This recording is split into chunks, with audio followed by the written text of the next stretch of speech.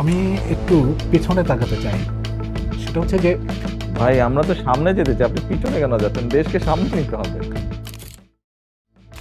আগে যিনি সরাসরি আক্রমণ করতেন প্রতিপক্ষকে, আজ তিনি বলেন কারো ভূমিকাকে ছোট করে দেখতে চাই না।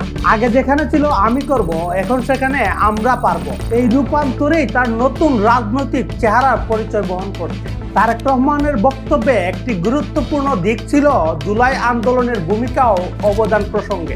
জুলাই আন্দোলন নিয়ে তিনি বলেন, আমি নিজেকে কখনোই এই আন্দোলনের মাস্টারমাইন্ড হিসেবে দেখি না।